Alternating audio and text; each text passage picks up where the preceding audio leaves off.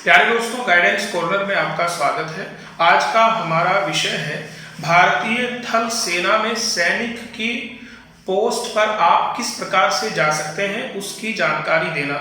ये वीडियो उन स्टूडेंट्स के लिए है जो स्टूडेंट्स बचपन से सोचते हैं कि वो अपने देश की सेवा करेंगे और बचपन से जिनका सपना होता है कि वो भारतीय थल सेना में जाकर अपने देश की सेवा करेंगे।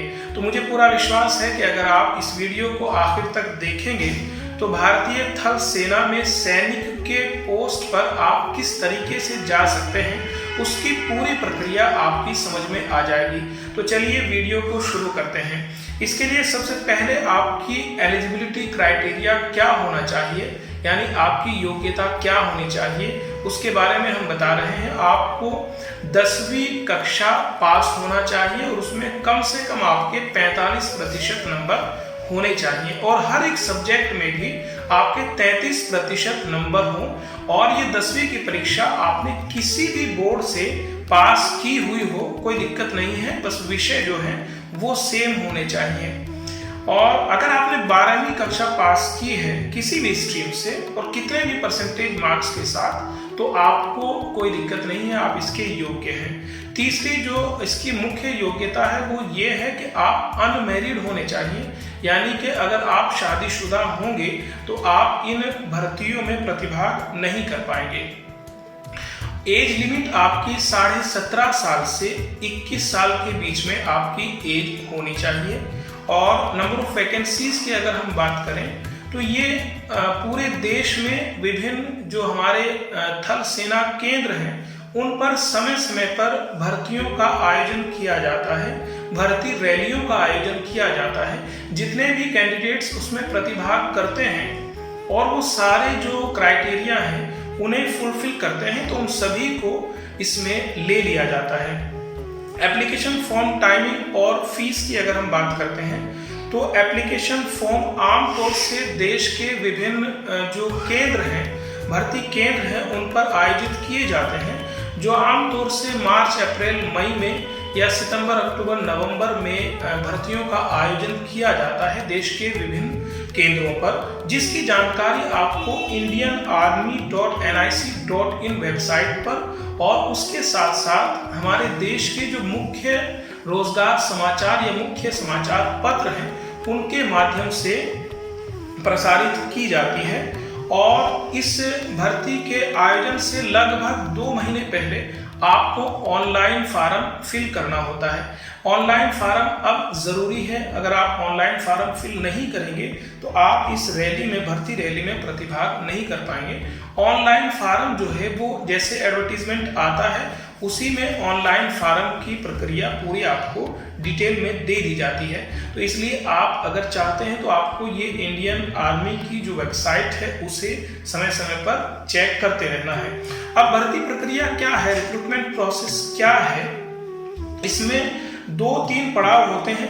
पहला पड़ाव है डॉक्यूमेंट वेरिफिकेशन का, यानी कि सबसे पहले आपके डॉक्यूमेंट चेक किए जाते हैं। इसमें आपका आधार होना चाहिए, मार्कशीट होनी चाहिए, बहुत सारे जो प्रमाण पत्र होते हैं जैसा मूल निवास प्रमाण पत्र होता है, जाति प्रमाण पत्र होता है, या इसके साथ साथ आपका आधार और अनमैरिड सर्टिफिकेट भी आपका चेक किया जाता है, जो गांव के सरपंच या प्रधान या चेयरमैन के द्वारा जारी किया जाता है। ये डॉक्यूमेंट वेरिफिकेशन होने के बाद आपका पहला पड़ाव फिजिकल फिटनेस टेस्ट होता है जो 100 नंबर का होगा और इस 100 नंबर में भी 60 नंबर आपका रनिंग का होगा और 40 नंबर आपका पुल अप्स का यानी बीम का होगा।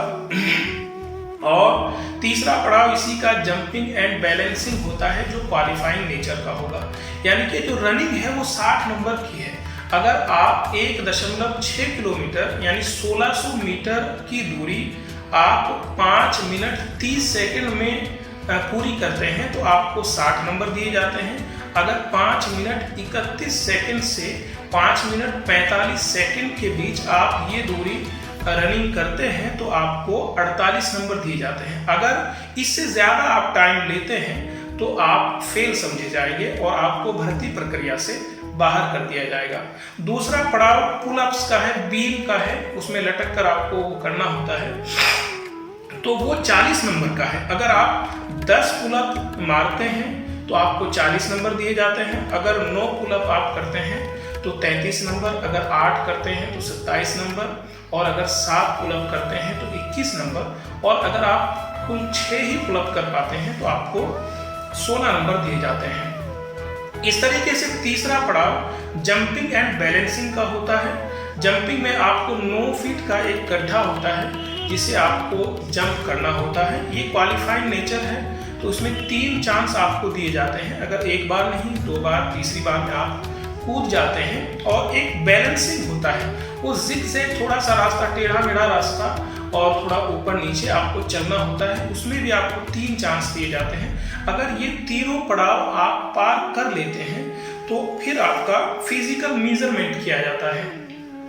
ये प्रोसेस है। फिजिकल मेजरमेंट में आपकी हाइट, वेट और चेस्ट का मेजरमेंट किया जाता है। हाइट आमतौर से 170 सेंटीमीटर होनी चाहिए, और इसमें भी जो रीजनल बेसिस पे थोड़ा सा रिजर्वेशन, रिलैक्सेशन दिया गया है।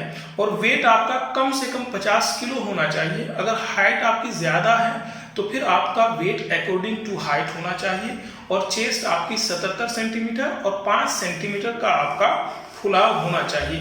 अगर आप ये फिजिकल मेजरमेंट भी पास कर लेते हैं तो उसके बाद में आपका मेडिकल टेस्ट होता है। आप जानते हैं कि आर्मी का जो मेडिकल है वो सबसे खतरनाक, यानी कि पूरी तरीके से आपको फिट होना चाहिए। जो मेडिकल चेकअप है वो मिलिट्री के जो डॉक्टर्स की टीम होती है उसके द्वारा किया जाता है। तो आप कंप्लीट अगर फिट होंगे तो आपकी हर चीज़ चेक की जाएगी मेडिकली। अगर आप फिट होंगे तो आपको पास किया जाएगा। उसके बाद अगर आप मेडिकली फिट होते हैं, यानी कि मेडिकल टेस्ट में भी आप पास हो जाते हैं, तो फिर आपका रिटन टेस्ट लिया जाता है।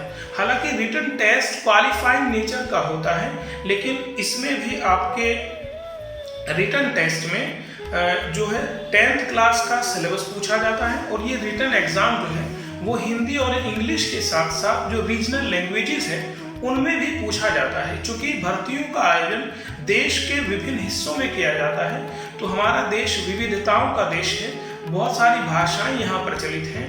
तो जो भी जिस रीजन में वो भर्ती रैली आयोजित की जा रही है उसी रीजनल लैंग्वेज में इस टेस्ट का आयोजन किया जाता है।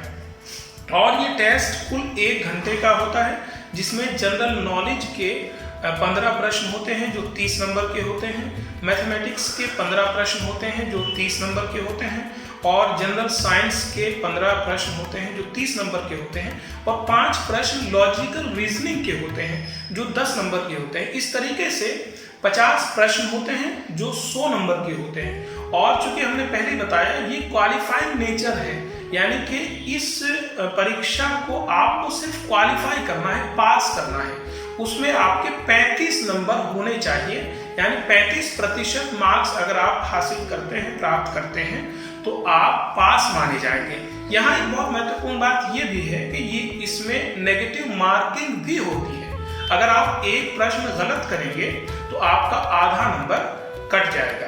तो इस तरीके से बहुत सावधानी से इस परीक्षा को देना होता है, और अगर आप 35% मार्क्स इसमें हासिल करते हैं तो आप क्वालिफाई हो जाते हैं। और यहाँ एक और ख़ास बात यह है कि जिनके पास NCC का C लेवल का सर्टिफिकेट है तो उनके लिए इस परीक्षा की कोई आवश्यकता नहीं है, यानी कि वो ऑलरेडी क्वालिफाइड माने जाते हैं। जिनके पास B सर्टिफिकेट है उन्हें 10 नंबर का बोनस अंक इसमें दिया जाता है, और जिनके पास C सर्टिफिकेट है उन्हें भी 5 नंबर का इसमें बोनस अंक दिया जाता है। इस परीक्षा को अगर आप क्वालिफाई करते हैं तो उसके बाद फाइनल मेरिट बनती है। हालांकि आपने देखा है कि यहाँ जो मेरिट का जो चयन का जो आधार है वो आपका फिजिकल फिटनेस है, और उसके बाद अगर आप उस सूची में आपका नाम आता है, फाइनल मेरिट में अगर आपका नाम आता है तो आप भारतीय थल सेना में सैनिक के पद पर चयनित हो जाते हैं। फिर आपको ट्रेनिंग दी जाती है, उसके बाद आपको ज्वाइनिंग के बाद ही ट्रेनिंग होती है। तो ट्रेनिंग के बाद आपको बहुत सारी ड्यूटीज दी जाती हैं। 2 तरह की यहाँ ड्यूटी आप ध्यान रखिएगा, एक ग्राउंड ड्यूटी होती है, एक नॉन ग्राउंड ड्यूटी, यानी कि एक वो ड्यूटी है जिसमें जवान मुस्तैद रहता है हथियार लेकर, वो आपकी ग्राउंड ड्यूटी है। उसके अलावा बहुत सारे काम होते हैं, जैसा ड्राइवर्स का है, ऑपरेटर्स हैं बहुत सारे, और दूसरे भी काम हैं जो सेना के अंदर किए जाते हैं, तो वो नॉन ग्राउंड ड्यूटी मानी जाती है। अगर आप इस तरीके से चयनित हो जाते हैं तो आपको लगभग 30,000 रुपये सैलरी दी जाती है। उसके अलावा कैंटीन की फैसिलिटी अलग है, मेडिकल फैसिलिटी अलग है, और बहुत सारी सेवाएं हैं जो आपको मिलती हैं। आपने सुना होगा कैंटीन की फैसिलिटी बहुत अच्छी है, जिसमें रियायती दाम पर बहुत अच्छी क्वालिटेटिव चीज़ें आपको मिल जाती है। इसमें 3 महीने का आपका लीव मिलता है। अगर आप 3 महीने चाहें तो 3 महीने की आप छुट्टी ले सकते हैं। 2 महीने की छुट्टी कंपलसरी है। अगर आप 2 महीने की छुट्टी लेंगे तो 1 महीने का आपको बोनस सैलरी मिल जाएगा। इस तरीके से आप 12 महीने सेवा देकर 13 महीने की सैलरी प्राप्त कर सकते हैं। 1 साल में 2 बार आपको रेलवे पास भी जारी किया जाता है इंडियन आर्मी के द्वारा। अगर आप 2 बार साल में छुट्टी पे घर जाते हैं तो आपको रेलवे पास इशू किया जाता है। इसके अलावा इसकी जो सर्विस है, सर्विस ड्यूरेशन है, वो 10 साल होती है, जिसमें 4 साल का एक्सटेंशन हो सकता है। यानी कि अधिकतम आप 14 साल की सेवा भारतीय थल सेना में दे सकते हैं। उसके बाद आप पेंशन पा सकते हैं। और यहाँ पर हम आपको बता दें कि ओल्ड पेंशन सिस्टम जो है वो भी अभी भारतीय थल सेना में लागू है, जिसके तहत आपकी जो अंतिम सैलरी होगी उसका 50% आपको पेंशन के तौर पर मिलता है। और अगर आप 20 साल की उम्र में भर्ती होते हैं तो 35 साल की 34 साल की उम्र में आप रिटायर हो जाते हैं। और उसके बाद भी आपके पास में बहुत सारे ऑप्शंस रहते हैं। बहुत सारी सरकारी सेवाओं में एक्स सर्विसमैन का रिजर्वेशन भी है, तो आप दूसरी सेवाओं में जाकर भी अपने समाज की, अपने देश की सेवा कर सकते हैं। इस तरीके से अगर आप दूसरी सेवाओं में चले जाते हैं तो पेंशन के साथ साथ आपको दूसरी तनख्वाह भी मिलती है। तो एक अच्छी खासी तनख्वाह, अच्छी खासी सैलरी आप उठा सकते हैं और एक अपने परिवार का बहुत अच्छा भरण पोषण कर सकते हैं। तो इस तरीके से मैं समझता हूँ कि आपको भारतीय थल सेना में सैनिक के पद पर जाने की संपूर्ण जानकारी मिल गई होगी। अगर आपको ये वीडियो लाभकारी लगता है तो इसे दूसरों तक पहुंचाइए, नीडी स्टूडेंट्स तक, नीडी पीपल्स तक पहुंचाइए, यानी शेयर कीजिए। और इस चैनल को इस तरह की और दूसरी वीडियोस पाने के लिए सब्सक्राइब कीजिए। बहुत बहुत शुक्रिया। जय हिंद।